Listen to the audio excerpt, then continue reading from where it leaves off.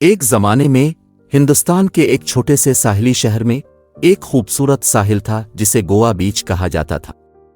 یہ ساحل اپنی سنہری ریت، کرسٹل صاف پانی اور دلکش غروب آفتاب کے لیے مشہور تھا۔ یہ خاندانوں کے اکٹھے ہونے کا ایک مقبول مقام تھا، لیکن راج، آرین اور روہن نامی مہم جوئی لڑکوں کے ایک گروپ کو یہ خاص طور پر پسند تھا۔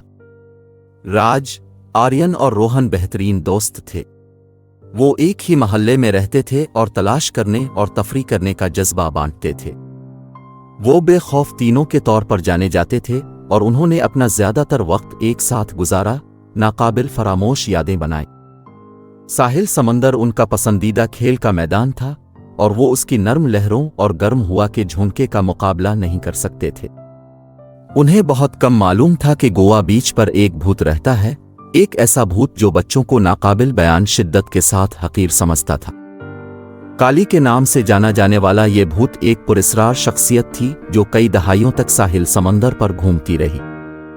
کالی بچوں کے لیے اپنی نفرت کی وجہ بھول چکا تھا، لیکن اس نے ان کے خلاف شدید نفرت پیدا کر لی تھی۔ جب بھی اس نے بچوں کو ساحل پر کھیلتے دیکھا، اس کا غصہ بھڑک اٹھتا اور وہ ان کی خوشی میں خلل ڈالنے کے طریقے تلاش کرتا۔ ایک دھوپ والے دن راج، آرین اور روہن نے اپنی دوپہر گوا بیچ پر گزارنے کا فیصلہ کیا۔ وہ جوش و خروش سے ریت کے قلعے بنانے اور بیچ والی بال کا کھیل کھیلنے کے اپنے منصوبوں پر بات کر رہے تھے۔ ان سے ناواقف کالی سائے سے ان کی سرگرمیوں کا مشاہدہ کر رہا تھا۔ ان کی ہنسی اور معصومیت دیکھ کر اس کا غصہ بڑھ گیا۔ جیسے ہی لڑکوں نے اپنے ریت کے قلعے بنانا شروع کیے، کالی نے فیصلہ کیا کہ اب وقت آ گیا ہے کہ ان کی تفریح کو روکا جائے۔ اس نے ہوا کے جھونکوں کو جوڑ دیا، جس سے ریت کے مینار ٹوٹ کر بکھر گئے۔ لڑکے لمحہ با لمحہ مایوس ہو گئے، لیکن جلدی سے دوبارہ منظم ہو گئے۔ انہوں نے عزم کیا کہ کسی بھی چیز کو اپنا دن خراب نہیں ہونے دیں گے۔ بے خوف کالی نے ایک مختلف حربہ آزمایا۔ اس نے ایک گھنی دھند کو بلایا جس نے ساحل کو لپیٹ لیا، لڑکوں کے لیے ایک دوسرے کو دیکھنا ناممکن بنا دیا۔ راج، آرین اور روہن نے ہاتھ پکڑ کر ایک انسانی زنجیر بنائی، اس بات کو یقینی بناتے ہوئے کہ وہ الگ نہ ہوں۔ ان کی ہمت اور اتحاد نے کالی کو مایوس کیا، جو اور بھی غصے میں آ گیا۔ جیسے جیسے لڑکے کھیلتے رہے، کالی نے محسوس کیا کہ ان کا دن خراب کرنے کی اس کی کوششیں ناکام ہو رہی ہیں۔ وہ سمجھ نہیں پا رہا تھا کہ وہ کیوں ڈٹے رہے، کیوں ان کی خوشی اتنی لازوال تھی۔ اس کا غصہ دھیرے دھیرے تجسس میں بدل گیا اور اسے مزید قریب سے مشاہدہ کرنے پر اکسایا۔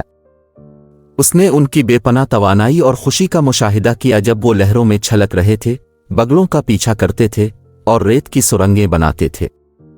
ان کی ہنسی ساحل سمندر پر گونجتی تھی، خالص خوشی کی فضا پیدا کرتی تھی۔ کالی، اگرچہ اب بھی اپنے جذبات سے الجھا ہوا تھا، لیکن مدد نہیں کر سکتا تھا، لیکن اس خوشی کے لیے ترستا ہوا محسوس کر سکتا تھا جو انہوں نے پھیلائی تھی۔ اچانک ساحل سمندر کی ایک آوارہ گیند کالی کی طرف لپکی۔ راج، آرین اور روہن نے غلطی سے اسے اس کی سمت میں لات ماری تھی۔ کالی ہچکچا رہا تھا، یقین نہیں تھا کہ کیا کرنا ہے۔ اس نے گیند اٹھا کر لڑکوں کی طرف دیکھا، جو اب اپنا کھویا ہوا کھلونا ڈھونڈ رہے تھے۔ ایک گہرا سانس لے کر کالی گیند کو پکڑتے ہوئے آہستہ آہستہ ان کی طرف بڑھا۔ راج نے کالی کو دیکھا اور جم گیا، جبکہ آرین اور روہن نے بے یقینی سے دیکھا۔ کالی ابھی تک اپنے اعمال کو سمجھنے کے لیے جدوجہد کر رہا تھا، اپنا ہاتھ بڑھا کر راج کو گیند پیش کر رہا تھا۔ لڑکے احتیاط سے قریب آئے، ان کا ابتدائی خوف کم ہو گیا کیونکہ انہوں نے کالی کی آنکھوں میں کچھ مختلف کی جھلک دیکھی۔ راج، ہمیشہ بہادر، باہر پہنچ گیا اور گیند لے لی۔ کالی نے بولنے کی کوشش کی، لیکن اس کی آواز سرگوشی کے طور پر نکلی۔ میں معافی چاہتا ہوں، وہ کہنے میں کامیاب ہوا۔ لڑکوں نے الجھن اور شفقت کی آمیزش سے اسے دیکھا۔ انہوں نے محسوس کیا کہ کالی کے اندر کچھ بدل رہا ہے۔ کالی نے آگے کہا، مجھے یاد نہیں میں بچوں سے نفرت کیوں کرتا ہوں، لیکن اب کی خوشی، اب کی لچک، اس نے مجھے اپنے غصے پر سوالیہ نشان بنا دیا ہے۔ کیا آپ مجھے معاف کر سکتے ہیں؟ اس کی آواز کمزوری سے کانپ رہی تھی۔ اس دن سے گوا بیچ نہ صرف لڑکوں کے لیے بلکہ کالی کے لیے بھی دوستی کی جگہ بن گیا۔ ایک بار نفرت کرنے والے بھوت نے صحبت کی خوشی اور معافی کی شفا بخش طاقت کو دریافت کیا۔